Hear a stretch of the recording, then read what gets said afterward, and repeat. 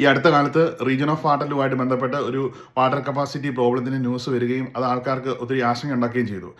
ഇതാണ് ഈ മാൻഹെയിം സർവീസ് ഏരിയയിലുള്ള ഭാഗമായിട്ട് വരുന്ന കിച്ചണർ, അതുപോലെ വാട്ടർലൂ, വിൽമോൺ, വോൾവിച്ച് ടൗൺഷിപ്പ്, കുറച്ച് കേംബ്രിഡ്ജിൻ്റെ പാർട്സുകൾ, ഈ ഭാഗങ്ങളിലൊക്കെ ഒരു വാട്ടർ കപ്പാസിറ്റീൻ്റെ പ്രോബ്ലം വരികയും അത് എങ്ങനെ ആളുകളെ ബാധിക്കും എന്നൊരു തരത്തിലുള്ള ന്യൂസ് വരികയും ചെയ്തു.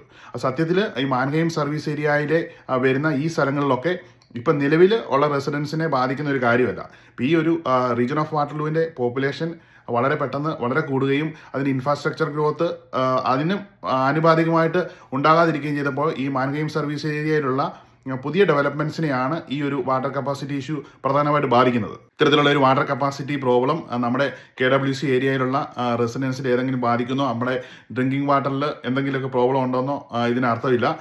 സിറ്റി റീജിയൻ ഓഫ് വാട്ടർലൂ ആവശ്യമായ മെഷേഴ്സ് എടുത്ത് ഈ പ്രശ്നങ്ങളൊക്കെ കൃത്യമായി പരിഹരിക്കുമെന്ന് ഉറപ്പ് നൽകിയിട്ടുണ്ട്. അപ്പോൾ നിങ്ങൾ കിച്ചണർ, വാട്ടർലൂ, കേംബ്രിഡ്ജ് ഏരിയയിൽ വീട് നോക്കാൻ താല്പര്യമുണ്ടെങ്കിൽ താഴെ കാണുന്ന നമ്പറിൽ കോൺടാക്ട് ചെയ്തോളൂ.